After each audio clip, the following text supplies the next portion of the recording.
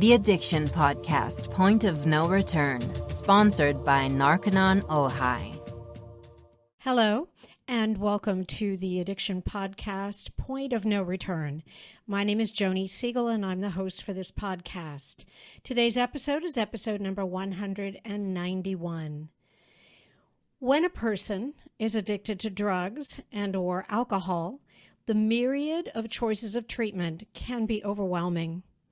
Narconon Ojai is an exclusive residential treatment facility that addresses the physical, mental, and spiritual aspects of addiction with a proven, holistic, drug-free, evidence-based, step-by-step program designed to free those trapped by addiction. For more information, call 1-866-231-5924. Today is episode number 191, as I said, and today we have an interview with a mother. And I like to think that when we interview a mother of an addict, whether that addict is going through recovery now, has gone through recovery, or unfortunately has died of an overdose, that you, the listener, learn something about this epidemic and how to help handle your loved one who might be going through it. So today we're going to be talking to a lady named Kelly Hatcher, and Kelly is a family recovery coach, and we will have her tell us more about that.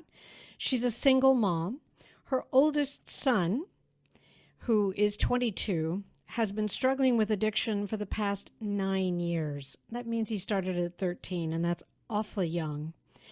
After trying to save him for years from weed, benzos, heroin, and fentanyl, homelessness, and all the horrors in between, she realized that she can't save or fix him. But as we know, it takes a lot to get to that point. So without further ado, let's talk to Kelly Hatcher. Kelly Hatcher, thank you so much for being willing to tell your story on the podcast. We talked a little bit about it beforehand. I'm going to do my best not to get emotional, but I am a mother, and as are you. And so there you go. Well, thank you for having me. Yeah. This is I was just going to say, absolutely. Yeah.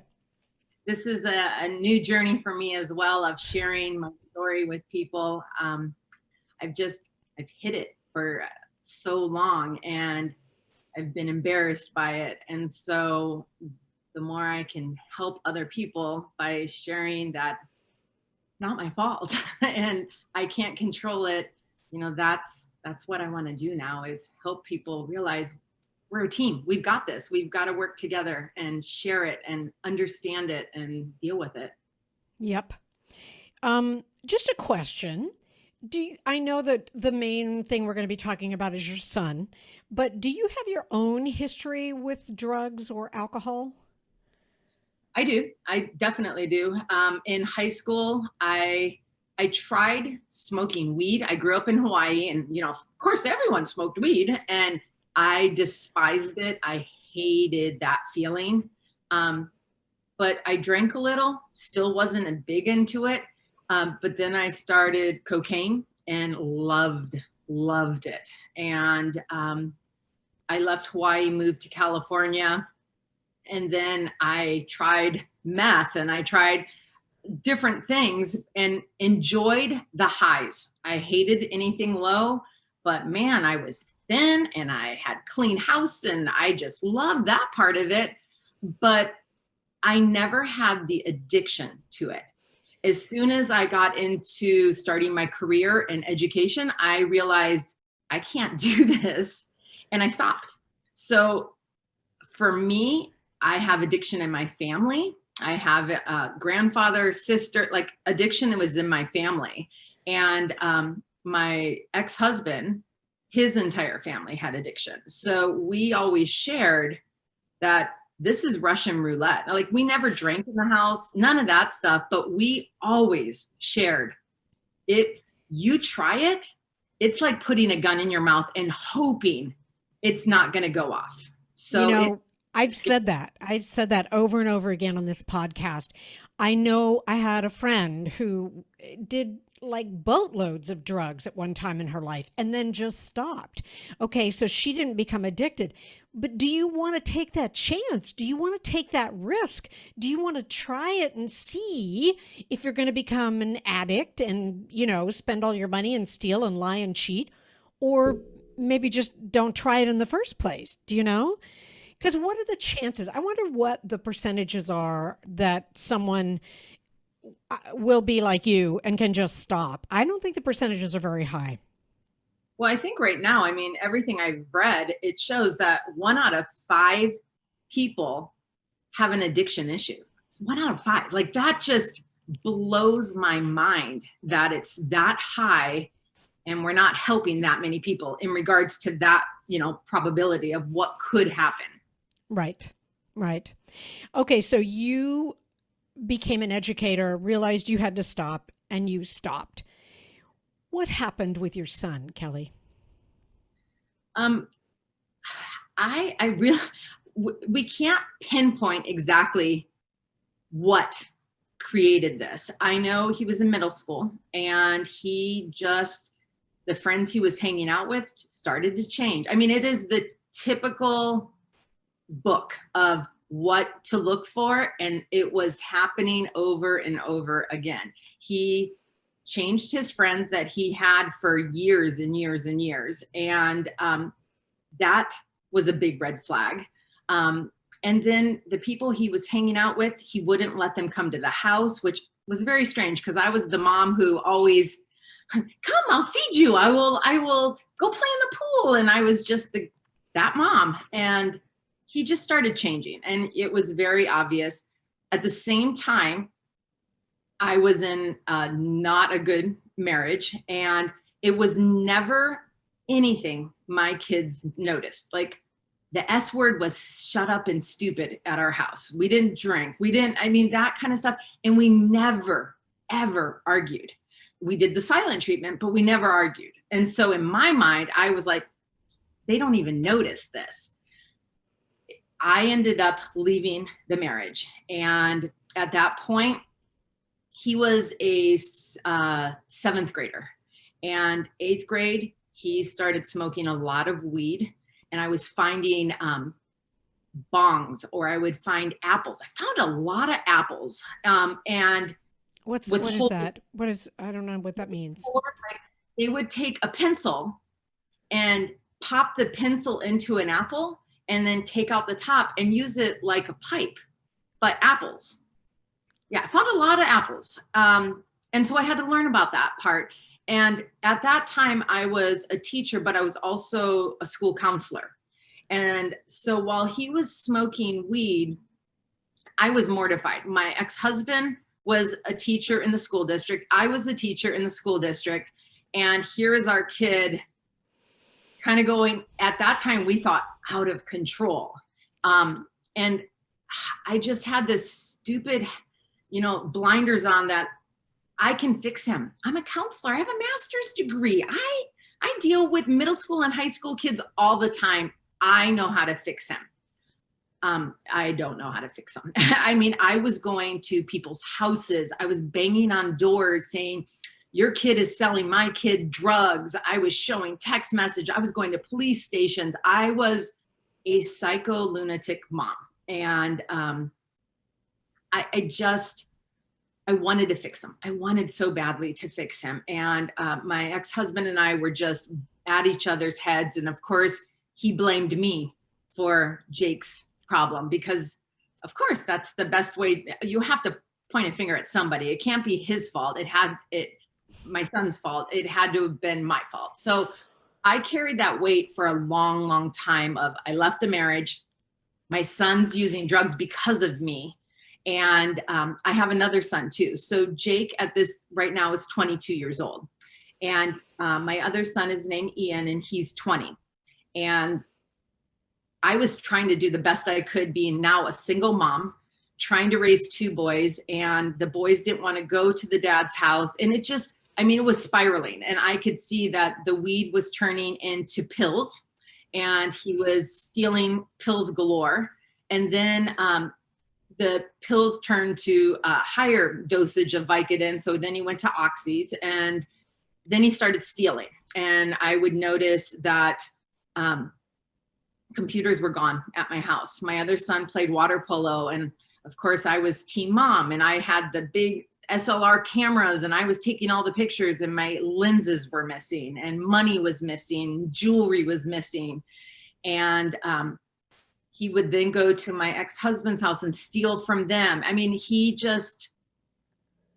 was stealing. And I knew at that point, I sent him away. I sent him away to a kind of like a boarding school in Arizona.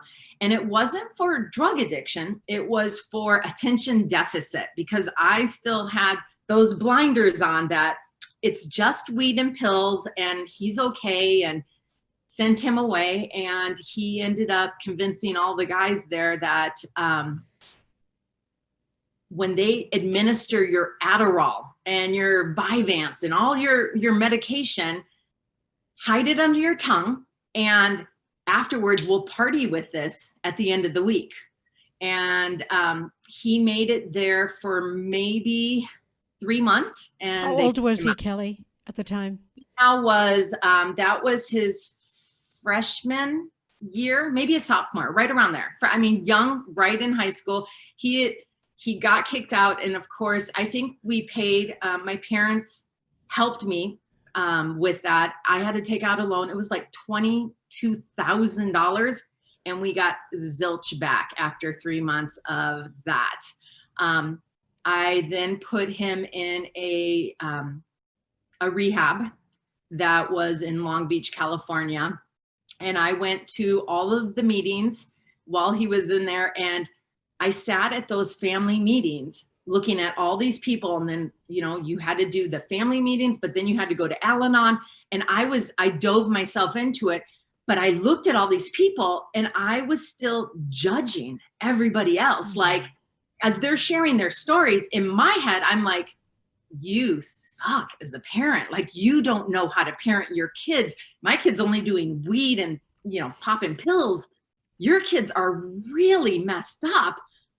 Poor you guys. And I didn't take anything in. I just judged. And it took me a long time of doing Al-Anon and family group meetings that I didn't learn anything in any of those meetings, except, you guys are losers, man. Too bad you can't fix your kid, because I'm going to fix my kid. This is his first rehab. This is the last time he's ever going to rehab. That obviously didn't work either. So, Kelly, I'm going to stop you just for a second. I appreciate you so much being willing to tell us that. What you say almost parallels what we've heard from former addicts, where they go to a group meeting and they're like, yo, you got a problem. I don't have a problem, but you have a problem. It's a very similar thing. It's that, when do you admit, maybe I got a problem here? What I'm going to call that maybe sort of your point of no return. And you may not be there yet, but when did you realize that maybe you weren't that different? He had made it through high school, and I just kept trying to save him, and I could tell it was worse and worse, and police were at my house all the time, and I wouldn't let him in my house. And so I think it was like his senior year that I started getting tougher. I was in a relationship at that time. My relationship exploded. He wanted nothing to do with me because I was a lunatic. And my younger son wanted nothing to do with his brother, nothing. And at that time, he wanted nothing to do with his dad either. And so my younger son and I moved away, and we moved out of the city that my kids had been raised in. And I didn't tell my son Jake where we moved. I wouldn't share where we were. And he was a senior in high school. And I was still trying to help him because I really wanted him to graduate high school. I know that's ridiculous in the big picture, but I just felt he needed to graduate. And he had been to like 5 high schools. So I was still helping when I went to work to get him he was at a charter school but he couldn't live with me. He didn't know where we lived. And I think that's when I realized I had to break some ties. I had to stop.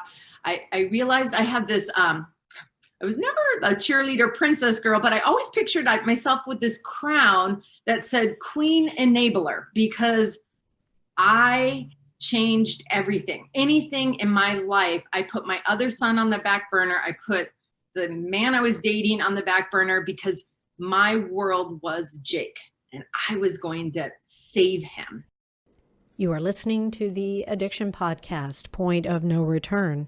For more information on the podcast, or to reach out if you have a story you would like to share with us, go to our Facebook page by the same name, or you can email us at theaddictionpodcast@yahoo.com, or go to our website, theaddictionpodcast.com, or call us at 727-314-7080. And please remember to subscribe to our podcast wherever you listen to podcasts and give us a 5-star review. For more information on our sponsor, Narconon Ojai, visit their website at narcononojai.org. That's NARCONONOJAI.org. Or call 1-866-231-5924. That's 1-866-231-5924. Sometimes, the hardest thing about getting someone into recovery is getting them to agree to treatment. Bobby Newman, a certified drug counselor with 30 years experience and an over 85% success rate as an interventionist, has created a series of 12 videos that you can use right now to learn every step to get your loved one to agree to treatment. Call 1-833-918-0008 today and say the word podcast to get a 10% discount. Or go to newmaninterventions.com and type in the word podcast for a 10% discount. This service comes with a free 1-hour consultation with Bobby.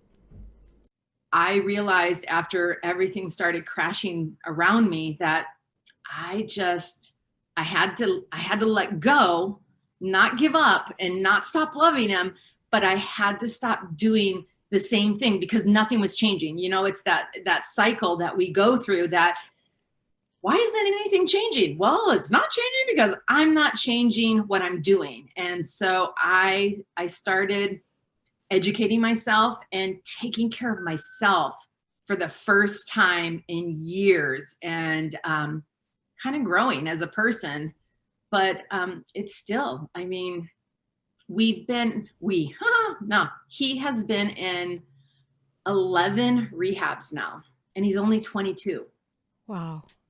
And he still struggles to this day of, he'll call me and say that he needs help, but I recently just sent him the 800 number of call them, get some help, because I can't do it anymore. You know, I've bought him 3 cars. Why wouldn't I learn after the first car? But I ended up, and I've always worked, you know, since I divorced, I worked 3 jobs. I work so hard because I have to support rehabs or PHPs or IOPs or sober living houses, and insurance doesn't cover the sober living houses. And then I have another son that was graduating and going off to college, and I'm a sole provider here. And so it's draining. It is so mentally and physically draining trying to do this. And with all the meetings I've done, Narconon, Al-Anon, you add the non to it. I've been to those meetings, and for me, it was, I have a Christian faith, but I felt that I wasn't getting tools in there. I was just, everyone prays for you, and pray for me. I need all the prayers I can get, but I also needed tools of how do I get healthy? How do I get healthy so I can be a better mom for my other son, as well as strong for Jake, and hold up my boundaries? And that it's a challenging road. So, you know, when people, like you had mentioned, it's a family disease. Like, it is not just, you're saying, oh, this sounds very similar to what addicts do. I really believe it is, because I've got to deal with this disease as well. And I never realized that for years and years that I had to deal with this as well. Yep. That's, You make some great points that we've heard from other parents. Like, you have to take care of yourself, and the other thing, and you must have watched one of the podcasts, either that or you're of the same mindset of one of the moms who, said, you have to let go, but you can't give up. And it's a fine line between, loving your son and enabling your son, which, enabling is not healthy. What does Ian think? Have you guys talked about Jake and talked about that whole thing? Do you guys talk about that? he is, he's angry. Angry is the first emotion I can say for him. He won't do, any therapy. He's 20-year-old college, junior in college, and, I've got this, but he's anti-drugs. And one of the big things I try to share, like even on my social media, is Ian is a type 1 diabetic. Jake is an addict. They both have a disease. Both of my kids have a disease. Ian has the tools of, 2 types of insulin and his Dexcom. Jake doesn't have the tools. I mean, he's been given the tools, but it's like he doesn't choose it. Well, if Ian didn't take his tools, he'd die as a type 1 diabetic. And Jake, unfortunately, could die as well because he isn't using the tools that he has been given over and over and over again.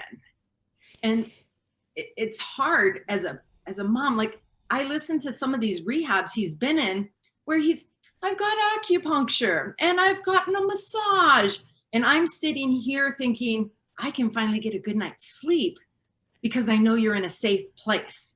Like, the spectrum of what he's getting and what I'm getting, I'm like, wait, I haven't had a massage in a year and you're getting a massage?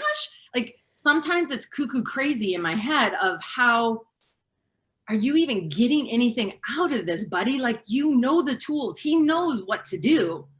It's just that addiction, that disease is just so strong. And I truly believe now he uses not to get high, but now he's using to stay alive. Like, he's in so much pain. And he is, during COVID, he called me and said that, I think I have COVID. I think can you take me to the hospital? And I went down, had masks, took him to the hospital. And when I picked him up, I couldn't even recognize him. He's like 6 foot tall and maybe weighed 120 pounds. His hair is greasy, long. He's drooling, like he couldn't hold his head up. And I've never seen him like that. And it's benzos. So his last rehab, he met a girl. And of course, that's the first no in any rehab, is mingling with the opposite sex. But he moved in with her and started using benzos with her. And he ended up, I took him to the hospital. He had, his lung was infected. He was in the hospital from June to July for 41 days. They wanted to remove his lungs because in one of his frenzies, he aspirated. And so all of the vomit went back down and caused a huge infection in his lung. And none of the antibiotics were working because he's been using so many drugs. So 41 days. And in that time, 2 times he left the hospital to go get high. And doctors are calling me saying, you need to get him. His body's going into sepsis. He will die within 3 weeks if you do not bring him back to the hospital. So I'm driving, picking him up and banging on the door to get into their little apartment, open the door because they're not answering, and see my son, his girlfriend, who's passed out on the floor, and a drug dealer. They're all passed out. And for the first time in my life, it was like, they're dead. Like I'm running, trying to find my Narcan, thinking, I don't even know what they're on.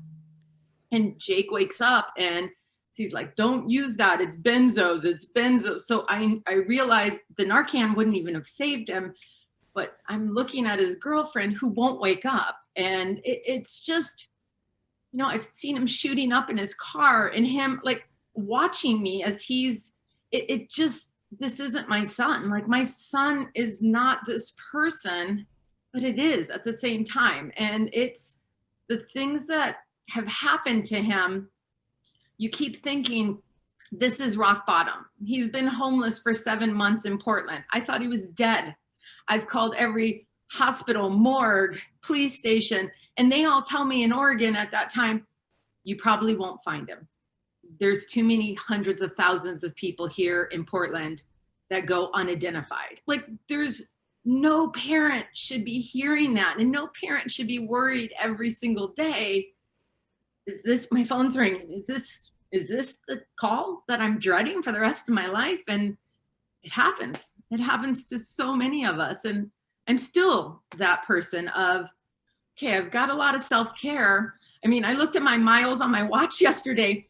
I walked 12 miles yesterday because I got bad news, and I went on 4 different walks. My poor dog is probably never going to want to walk again. Like it is just cuckoo crazy what parents go through while dealing with their loved ones. It's just crazy. It's horrible. It's absolutely horrible. I think that what we've said many times on the podcast, and what I personally think is the case, is that drugs are a solution to the problem. There's some underlying problem. And unfortunately, until someone gets clean and sober, they can't necessarily get at that underlying problem. And, I think that often someone goes to rehab and maybe they get clean and sober for a few days or a week or what have you. But if they don't address the full scope of addiction, which is physical, mental, and spiritual, it doesn't last. It doesn't stay. And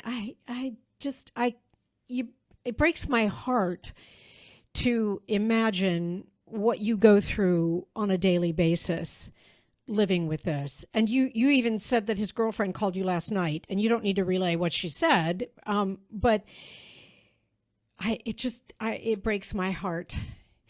Is there anything, looking back, that you think you might have done differently at this point? Oh, for sure. That's funny because I just posted something today about we can't go backwards, but we can start today to make a change.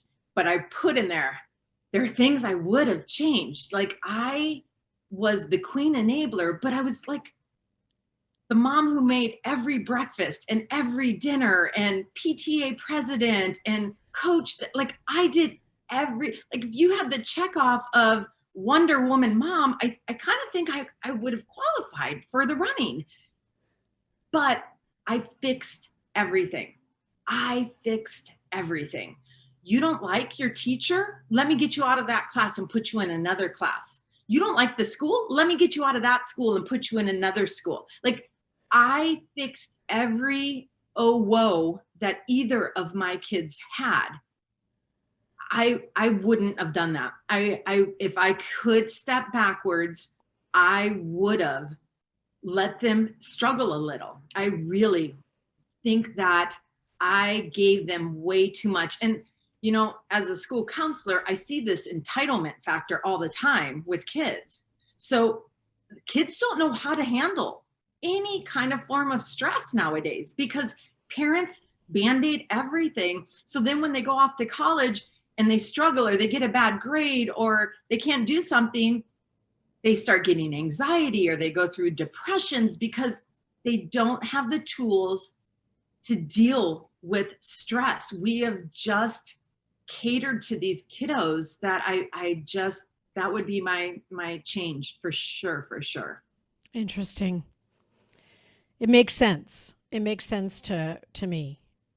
It makes me look back and see, what I did with my kids, but as you say, we can't go back.